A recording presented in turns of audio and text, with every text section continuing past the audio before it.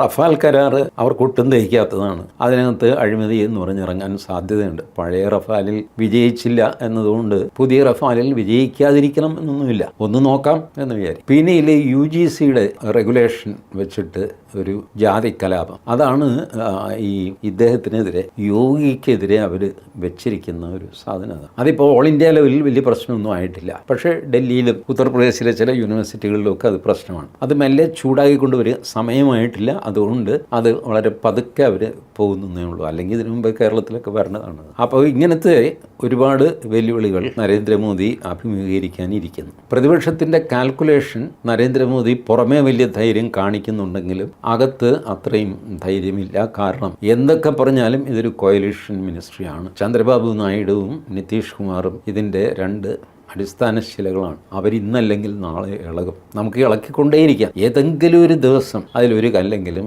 ഇളകി പോരും. ഇങ്ങനെയൊക്കെ ഉള്ള പ്രതീക്ഷകൾ.